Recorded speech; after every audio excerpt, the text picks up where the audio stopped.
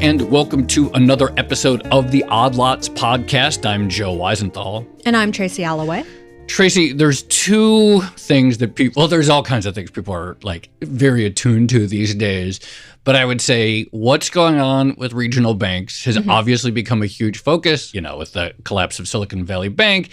And then what is going on with commercial real estate. And we talked about that recently, and everyone knows like the office woes that are hitting major cities like New York. Two things that are like top of mind for many people. Well, and I think they started out sort of separate to each other because there were concerns about commercial real estate even before Silicon Valley Bank went bust. But since then, and since we've had the turmoil in the banking sector, the deposit flight, there is a concern that is going to also start affecting the CRE outlook. And basically, these two things are impacting each other and compounding each other at the same time because, of course, regional banks have quite substantial exposure to commercial real estate. Right. So that was the interesting thing about SVB specifically, which is that there seemed to be many problems there. But one thing it did not really seem to be about the credit quality of the assets. It was a rate story. It was a deposit concentration story. But it wasn't about like, they have some sort of like asset side exposure to something that's troubled. But then, as you point out correctly, in the immediate wake, a bunch of people like sort of stuck up their finger like, by the way, guys, like these regional banks you're right about, they also are like sort of like disproportionately the funders of commercial real estate. This is it. So there's two things here. So one, there's concern about the commercial real estate loans that some of these smaller regional banks might hold. Are those actually going to default? Are they going to become distressed in some way? Are they going to be able to refinance them in the current environment? And then secondly, as you get the stress in the banking system, as you see deposits pulled from smaller banks, are they still going to be able to pour money into that sector? And those two things are sort of impacting each other. They go in both directions, as you sort of clarify there. And I think the other thing, too, is like, people like doom. I mean, I don't, but you know what I'm saying? Like people, so like this is the exact type of thing that gets people going, and people post all these charts that most people, like aren't really equipped to understand, including myself. Like I don't really, I'm a novice on this stuff. And so I think it's kind of important to like, let's sort of get real. Let's put some numbers and like, how big of a deal is this? Because there is a lot of like, people that have these fantasies of 2008 in their head and stuff like that. I think people hear this is a $20 trillion market and they think, this is a very big deal. But of course, as we spoke about in a relatively recent episode with Rich Hill, it's not a monolithic market. And a multifamily, residential development is different to an office building in downtown New York that might be empty now. And also, a big bank is going to have a different risk profile to the sector than a smaller regional bank. So it's important to dive into the details here. Yeah, totally. And, there's office, which we all know, because you could just pull up like a chart of like a big office REIT, like a Vornado or something. And then there's medical, which is probably fine. And there's all these different categories. So we really need to, given the interest, we really need to dive sort of like deeper into like, all right, let's talk about some of these exposures. Let's talk about these relationships. Let's get some like real numbers rather than just sort of like. Let's get granular, baby. Let's get granular. All right. Well, we have the perfect guest to speak about this. We're going to be speaking to Jim Costello, chief economist over at MSCI's Real Assets team. He was recommended to us by our recent guest, Ben Carlos Typin. He said, this is the guy you want to talk about. That was a really good episode on New York City residential. So I always love it when a guest recommends another guest. So that's usually a good sign. Jim, thank you so much for coming on Odd Lots. Hey, great to be here. Let's just start with the sort of like key question that I see frequently asserted, which is that regional banks have more exposure to commercial real estate as a share of their assets than the big banks. Is this just like, is this a fact? Like, and what does that mean? The thing that people have been highlighting is the fact that regional banks are a bigger share of bank lending to commercial real estate. And they've been taking that as a sign that maybe these regional banks are more of a problem for commercial real estate than anything else. The challenge is people are looking at the Fed flow of funds number in a funny way. The Fed flow of funds database, it's a fantastic thing. There's a lot to dig into there. But if you're not careful, you can look at the wrong figures, and people get hung up on the bank lending But banks are not everything in the commercial real estate lending world. Banks, we have our own approach to getting at the lending universe, kind of working from the ground up from every transaction and every building that's sold and figuring out who made the loan. From 2015 to 2019, about 48% of all commercial real estate loans in the universe of properties 2.5 million and greater, that was in the banking realm. So already 48% in the banking realm. And of that, maybe 60% was the local and regional banks. Okay. Now, there's a difference there, 10% and 60% and 70%. There's a 10% difference. And part of that comes into we're only tracking everything 2.5 million and up, the institutional universe. If you have a former gas station in Tupelo, Mississippi that's been converted to a barbecue shack, we're not tracking that. Okay. No institutional investor is really interested in that kind of property. The Fed, from a regulatory standpoint, they have to think about all capital flows.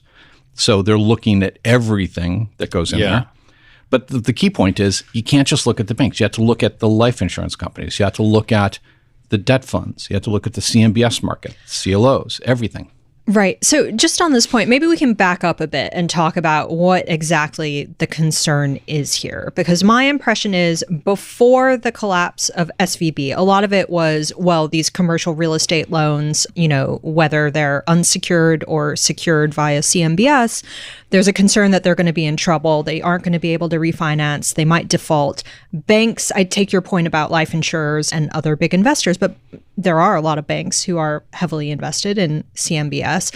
And then at the same time, now the concern seems to be that with the recent turmoil in deposits, maybe banks start to tighten their lending standards. Maybe that cuts off some financing for commercial real estate. And so you have that aspect of it too.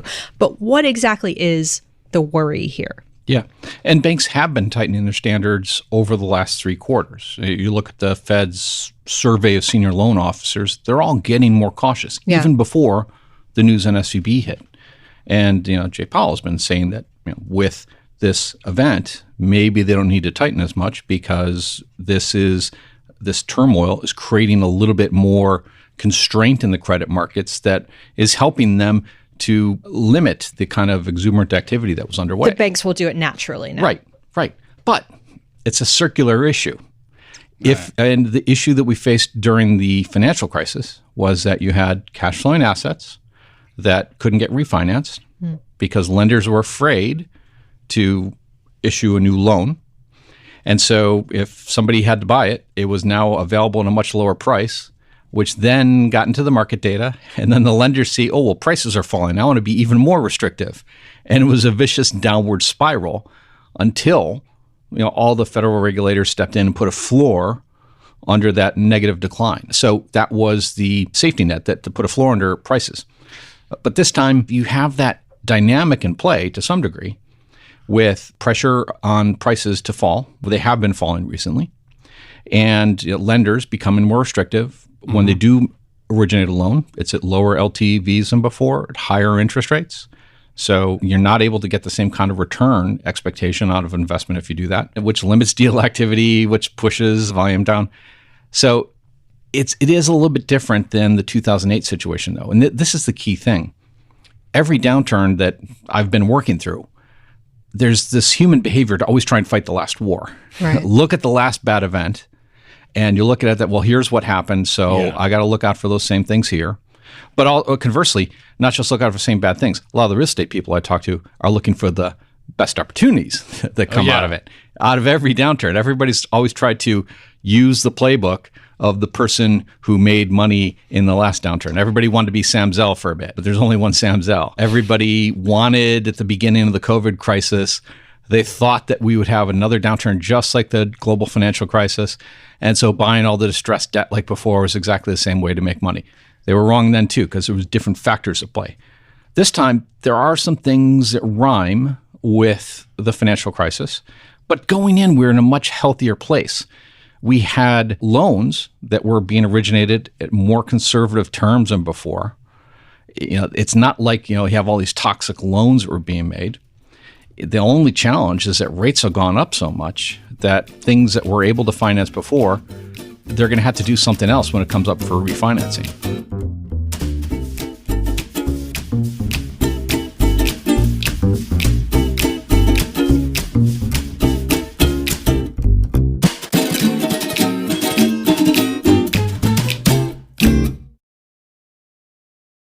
All right, I have a ton of questions. But to start off, like, when it comes to the financing of commercial real estate, and I want to get into like the breadth that is commercial real estate and that it's not just like office buildings in New York City. But when it comes to the financing of commercial real estate generally, is there something about the business model of the small/regional banks that makes them more natural sources of financing to these projects than some of the, the really big, too big to fail banks? There is regulatory shopping in the financial world. Okay. You have some groups like the debt funds that they're really only regulated at the level of the SEC when they're raising capital.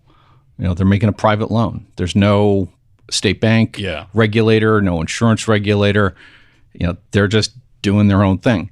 The local banks, they don't have the same kind of restrictions placed on them as the large national banks. And over time, some of the restrictions have been eased a bit. Yeah. I know some banks have explicitly tried to keep their book of business below a certain level so they don't get that regulatory burden because, then there's extra costs that go into it. And just the administrative cost starts to rise at an exponential pace once you get above a certain threshold level for those regulatory burdens.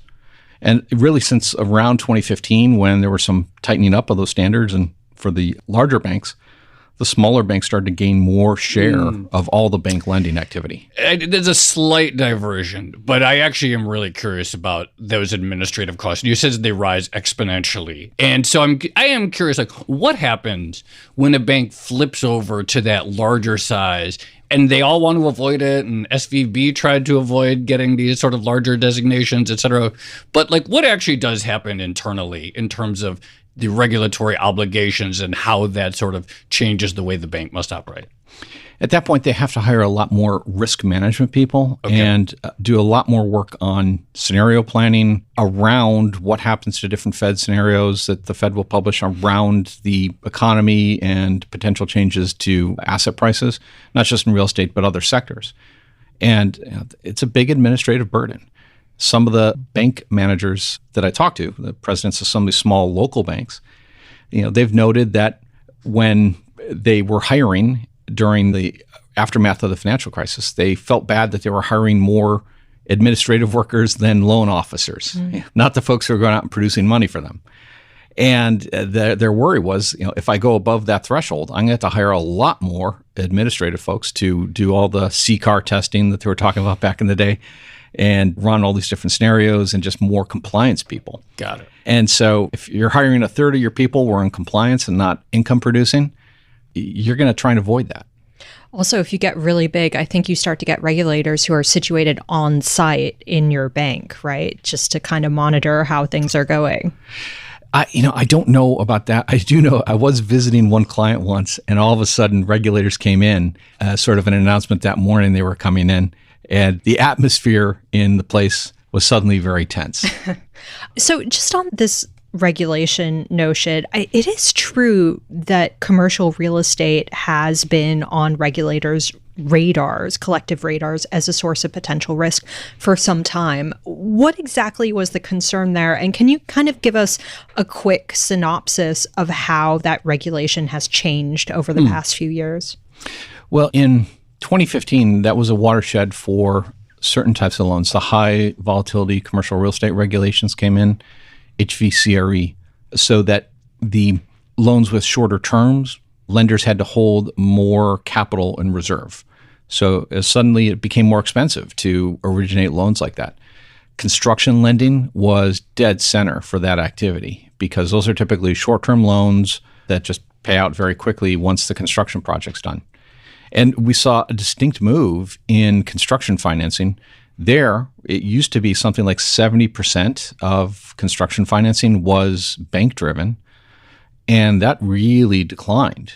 The debt funds, who didn't face any of that kind of regulatory burden, they really stepped into that and started originating more construction loans.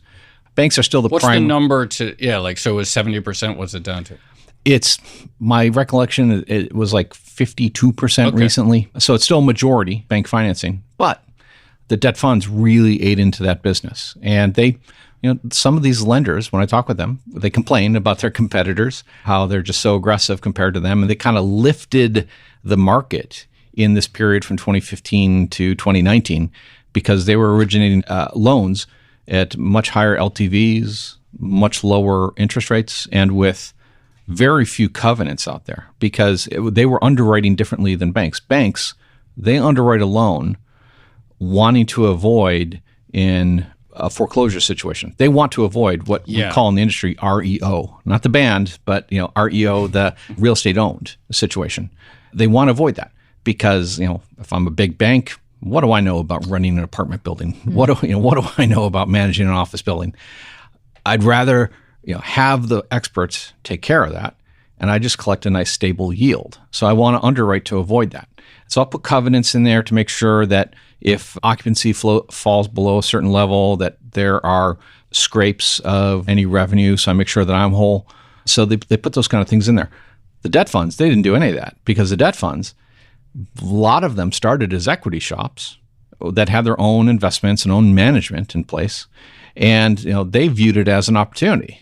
It might be a situation where I have either a nice stable yield and I can help my investors that way. But if I had the tail situation where there's a foreclosure, I have this equity management shop on the side. I can just take the property at a lower basis than before. And I know how to run a property, and I could probably do it better than those people who were coming to me for a loan. So I'll put it into that shop and raise some capital to stabilize it, and I'll be good. So it's a different behavior. And it's, those were the folks who were the most aggressive and did some of the larger loans in that period of 2020, 2021 when interest rates were so low. And typically they had short terms as well. So we have a wall of maturities coming in 2023 through 2025. And those aggressive loans are the ones that I think are going to see the most attention. This was exactly what my next question was going to be. But talk to us about what the maturity wall actually looks like at this point in time. Because again, this is where a lot of the worry is stemming from, this idea that you have this sort of front-loaded wall that is coming due in the next year or two. And how are banks / private investors, to your point, going to actually be able to refinance those loans? The originators of loans, for them, their ability to refinance, they have a certain cost of capital. They'll offer a borrower, okay, we can refinance that loan, but it's at a lower LTV than before. The rate is higher. And if somebody bought a property back in 2013 and the loan matures in 2023, you've had a tremendous amount of price growth along the way. Even though we've had some price declines recently, there's probably still enough that they might be able to refinance that at a higher rate and keep that alive, assuming that you don't have a problem on income. And I'm going to put that to the side for the moment because that's another challenge. But just dealing with one challenge at a time here. Yeah. So if you had a long-term loan you're refinancing, maybe you're not going to get the same proceeds as before, but you might be okay. But if you had a loan that was originated in 2021 when we saw a record low interest rate environment, and you had a very high LTV and a record low interest rate, thinking that game would continue forever, you may have a bad day as you try to get that refinance because you're going to go to a lender who will offer you money, but it's going to be at a very low LTV compared to before, and with a mortgage rate closer to a 7% than a 3.5%. And so the numbers may not work for those folks. And they're going to have, there's three options for some of these folks. Maybe they can do a cash-in refinancing where they bring more equity to the table themselves from their own pocket. And they might want to do that just so that they don't end up in a default situation if they still have an expectation of price growth ahead or income growth, or there's still some fees that make them whole, and they think of it as a brand new investment at that point. Or maybe they get some outside investor to bring that cash in a preferred equity situation, and that person gets some of the upside of the project moving forward so that you, the investor, can at least still collect some fees on the project. And then another opportunity is to literally hand the keys over to the lender. A jingle mail. I know we're making the point about how this might not be 2008, but these are all very 08 type terms, real estate owned and jingle mail. Just in a different context. Yeah. But I wanted to, you mentioned setting aside the income question because we've been talking about rates, we've been talking about price appreciation. Can you break down, like, where is there income stress? Where is there not income stress within the commercial real estate world? And like, how are you thinking about that particular aspect of it right now? Yeah, the income stress is a bit of a challenge, and there still is a lot of uncertainty around it. Let's start with offices. You're saying earlier, hey, everything is not Manhattan offices, but let's talk about Manhattan offices. Okay, yeah, please. It's Wednesday today when we happen to be recording. Walking around the city, there's more people out today because it's a Wednesday. That's when more people are around. But if you're around on a Monday or a Friday, it's usually pretty empty.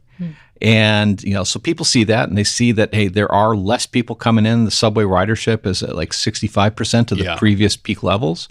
So obviously the space is being utilized less.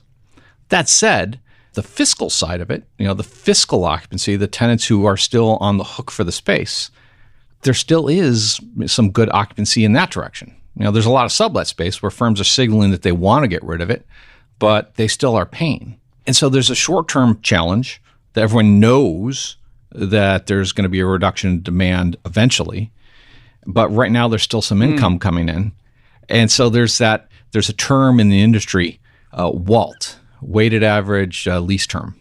And if you have a property that has a very long lease term ahead, even if people aren't using it as much, if you have some high-quality tenants who are unlikely to default, that might seem like a safe investment.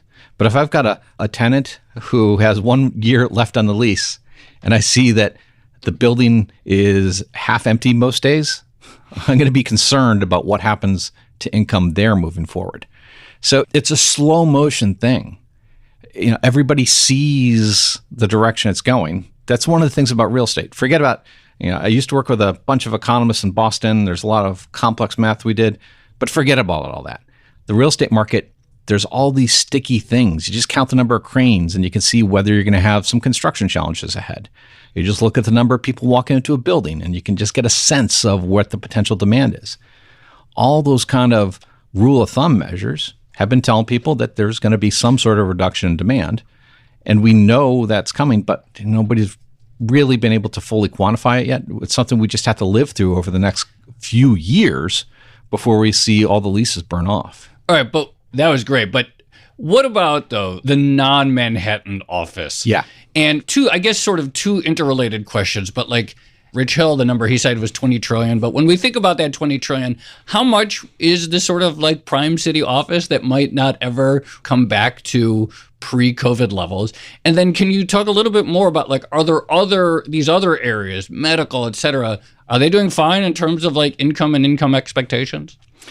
There's a couple things to digest there. Yeah. The office market, most of the U.S. office market is a suburban market. Okay. And that goes back to the 1970s and 1980s when we saw a surge in construction in those areas. And it's not just suburban New York. A lot of it is the development of the Sunbelt states. And as they entered the modern economy in that time and became service sector economies as opposed to agriculture and manufacturing. Those office buildings in those areas, they do constitute a large part of the office market. Manhattan, off the top of my head, I think it's about 40% of all CBD office space in the United States. So that's why people like to focus on Manhattan because it's pretty significant. It's an indicator of where the whole CBD office market is going nationally. But that suburban market is a bigger market overall. Okay. And it's been bigger in terms of the deal volume recently. The last, really since 2015, when the Chinese investors pulled back from investing in the U.S., deal volume fell off for the CBD locations. In the past, it had always been sort of half and half. Half of all investment was in suburbs, half of all investment was in CBD locations. And that really started to turn a corner then when the prices hit a record low and there was just very little upside left. So there's been a lot less transaction activity in the CBD locations even before all CBD the current, central business district. Central, yeah, sorry. Central business district. Yeah. And so there's been a decline ever since. So it has been important, but it had been priced to perfection back around 2015. So there wasn't that same push to continue to invest in it as there had been for more suburban locations.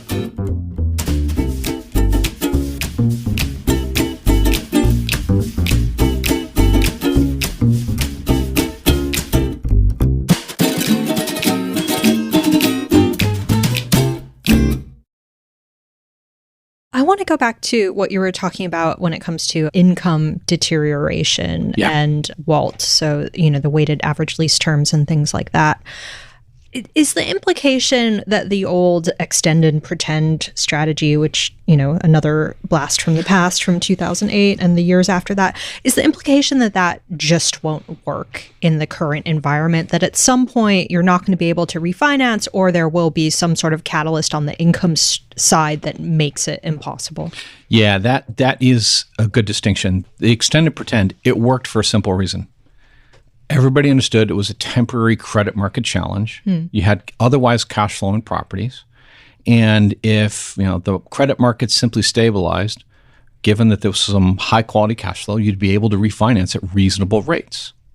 In fact, the folks who made a lot of money into the recovery period were folks who came in, took buildings that were otherwise cash flowing, just with bad debt situations, repositioned the debt, put an appropriate debt structure in there, and then ride the wave of recovery as the debt market stabilized. This time through, you don't have that same opportunity of healthy cash flowing properties. You see properties that have uncertainty around the income moving forward. So it's just not going to work out the same way. We track distressed asset sales, and we don't have a lot of distressed asset sales yet. Again, everybody kind of sees this coming, but it's a slow-moving, sticky market. And everybody knows there's some distressed sales coming, but it hasn't hit in a meaningful way yet. But when we do see some of the distressed sales, when we disaggregate who was buying, it's a different type of buyer of the distress we've seen so far compared to the aftermath of the financial crisis. The aftermath of the financial crisis was a bunch of suits from New York from private equity firms flying out to cities across the United States, buying up these cash flowing assets, repositioning the debt and flying home and just collecting a big return. Nice work if you can get it. Absolutely. And everybody sees that and thinks, hey, I'm going to be just like those folks this cycle. But the folks who have been buying these properties so far are local developer, owner, operator types. It's people who know how to swing a hammer. And that tells me that the distress is really more fundamental distress. It's not a cash flowing building in Nashville with a high quality credit tenant. It's a dead mall outside of Columbus with burnt orange tile and brown carpet from the 70s, and somebody has to reposition that. And it's going to take somebody who has relationships with local regulators. Every zoning board wants to get their hands involved in that, to be able to change the use and bring it into the modern economy again.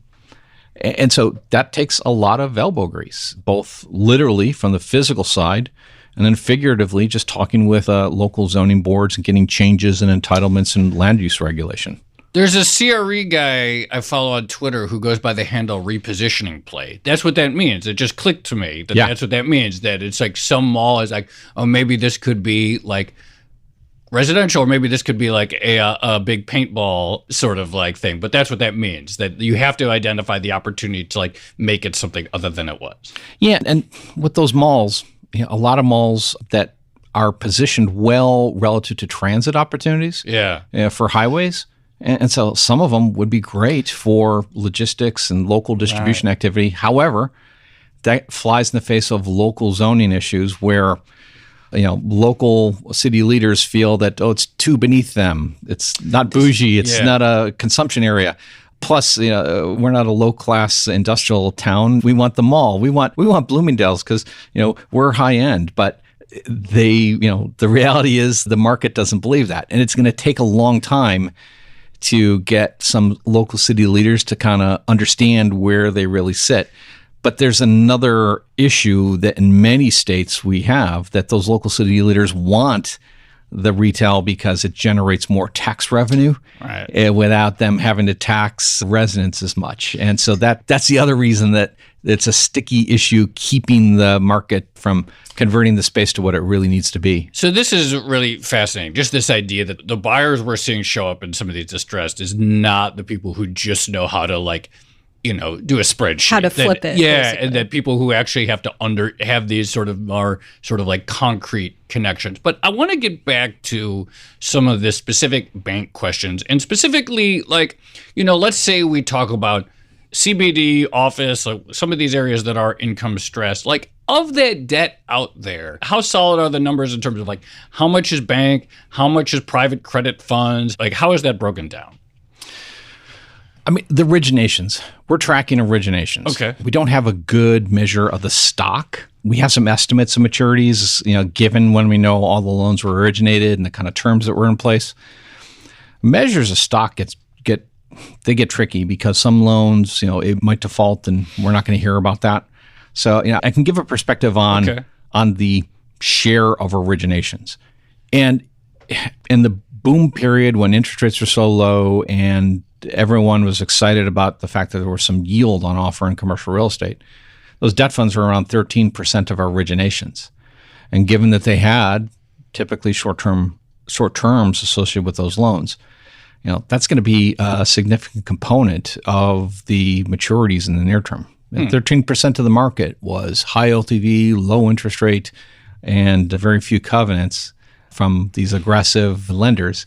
Could be an interesting situation with those deals. So just on this topic, how do you see banks and private investors actually hedging their CRE exposure at this moment in time, if they're doing it at all? Because my impression of the space was it was always kind of a difficult one to hedge or go short. And you do have synthetic instruments like the CMBX, which is a derivatives index tied to not that many CMBS properties, I think, which makes it, sometimes a not perfect one-for-one hedge for this kind of exposure.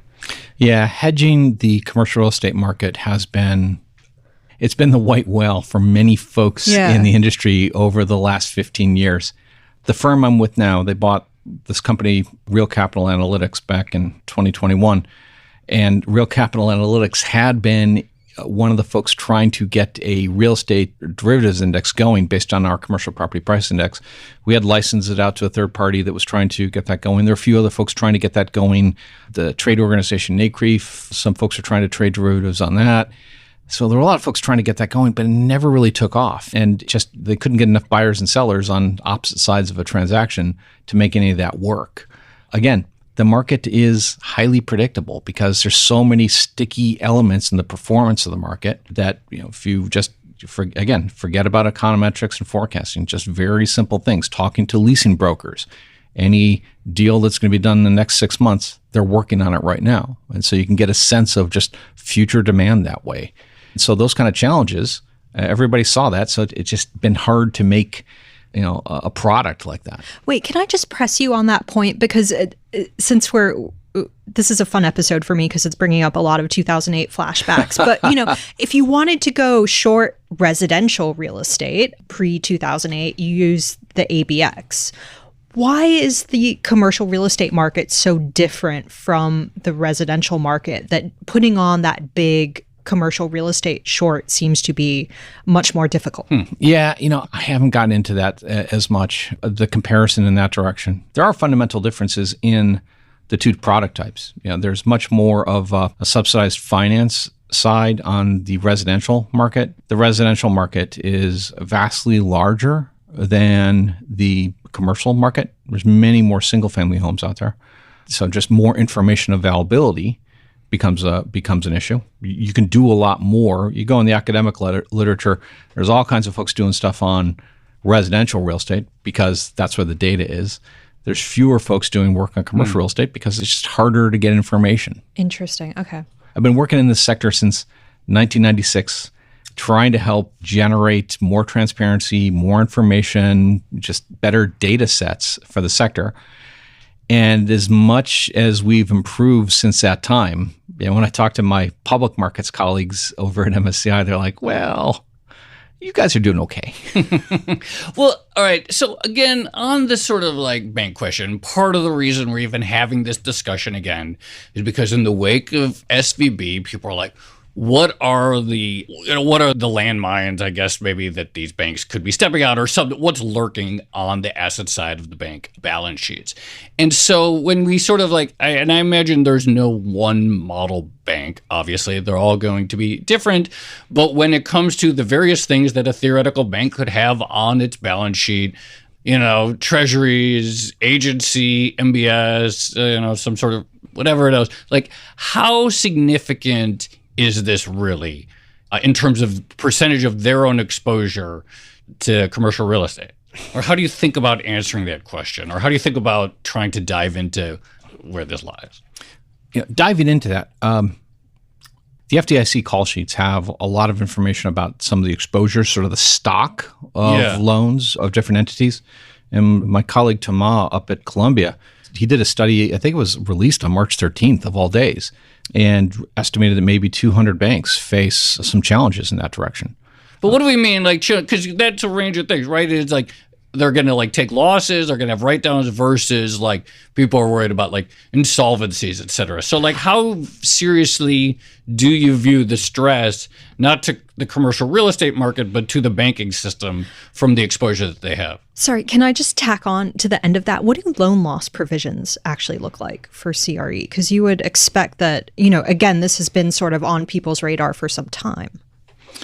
Yeah, I'm not sure what the loan loss provisions were. I don't have insight to that. I just know when they made the loans, sort of the terms there. Mm-hmm. This is a challenge that is out there for the sector. As much as we've tried, there are still many things that are known unknowns. It's still an opaque sector on performance. I'm in the office every day, and part of that is every day I use it as a base of operations, and I'm going around the city, have a few meetings every week, just talking to people, because you pick up so much information that's not in a database, it's not easily accessible, because you just have a conversation with somebody, you get a few observations and sort of a sense of direction and momentum. It is a challenging sector in that direction. And just in terms of the seriousness that a CRE weakness poses to banks themselves, what is your judgment on that? Everybody saw what happened with Silicon Valley Bank. They had all this RMBS on their balance sheet. It seemed like a safe product. It was throwing off yield, but in a rising interest rate environment, the asset value needs to be written down. Other entities have the same kind of thing on their balance sheet. The question that I would be digging into is how many of them have actually taken those write-downs so far, and have they been able to replace that capital in other ways? Before the bank run started at SVB, they were trying to bring in other assets. They were trying to raise capital to shore up their balance sheet. What I'd be looking at is, have other banks been ahead of the curve there? Have they been able to start to step that up? And, where do they stand? That's what I would be looking for, because anybody who held those kind of securities, realistically, if they're marking it to market, they're not worth what they were back when interest rates were so low. Yeah. And this is the challenge of the medicine that the Fed has to deal with inflation. Right. The last time the Fed raised the Fed funds rate at such a rapid pace was in the early 1970s. They had to put the pedal to the metal here to fight inflation. But it had unintended consequences. Back in the 70s, you didn't have these complicated structured products like RMBS. It wasn't something that banks held. And the financial environment was largely a bank and a life company market. You didn't have debt funds in the United States. They had a structure like that in the UK, but not here as much. And you didn't have, CMBS didn't exist at all. So you didn't have complicated products on the balance sheet. So when rates were raised, you didn't have as much of an immediate shock to the banks. This time through, I don't know if they were thinking about the fact that you have a more complicated financial environment today than the early 1970s with more unintended consequences. What are you hearing from the banks themselves? I mean, give us some color, because as you pointed out multiple times, this is a very opaque market. It is difficult to get a handle on whether or not people are writing stuff down, what the capitulation point actually is. That is something that I always like I noted, walking around the city, just go visit clients, talk to people. You pick up a lot that way. Yeah. Since mid-March, it's been very quiet. no meetings and just no conversations with our clients there or with the regulators either. Not that I didn't want to talk with them. It's just they've been busy elsewhere. Interesting. Yeah. One of my favorite forms of sell-side research is when they send all the analysts to go shopping at a mall. Yeah. But now it's going to be when they send analysts to just walk around downtown New York and observe how many people are going in and out of office buildings. Yeah, like how many people are in line at a Starbucks, or just like those charts, which I'm sure everyone's still monitoring those like MTA usage. I just want to go back again, and I think outside of, the sort of non-office, non-central business district real estate, I guess malls, there's some issues, but by and large, is this still more about like a rates pressure than it is an income pressure? Like, is there income stress showing up in other parts? Yeah, the income stress has mostly been a story of properties where the previous economic justification for them is evaporating. Okay. Malls we've been dealing with for a long time. Right, like that's a pre-COVID story for a long time. Like and offices now are kind of where malls used to be, where everybody saw there was a change. They weren't sure how long it was going to take, but it's going to be there. Offices today are in some cases much like the malls in the past. But the other property types, it's not as extreme on sort of the income uncertainty. Some elements of hotels with some of the convention center locations still not where they were in expensive urban markets. You don't see as much activity in some of those, although the nature of it has changed, much more tourism. And talking with hotel experts, there's sort of been a change in the patterns of daily room rates because there's many more folks who are not doing the come in the middle of the week for a conference or to see clients. It's many more tourists. So it's changed the nature of some of those hotels. Right. But it's largely all about the change in the economic justification of some of the assets. Jim Costello, thank you so much for coming in. This is like such a big topic, and this was so helpful in terms of sort of understanding the various dynamics out there. So that was really great. Thank you. Appreciate you coming on Outlaw. Yeah, great to be here.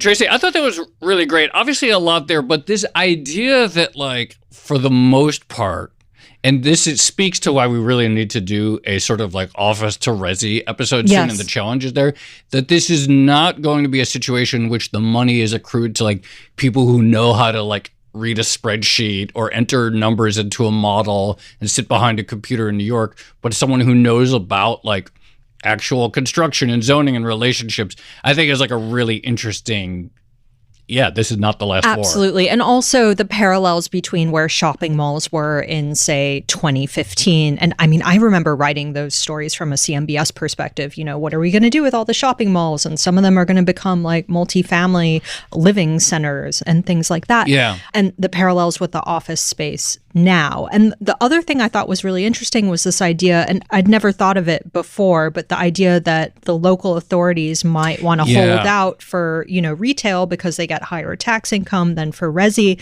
That was really interesting to me. And then also just the point about why extend and pretend won't work in that environment, in an environment where, the cash flow, the income is actually in doubt. It's not just a matter of refinancing again.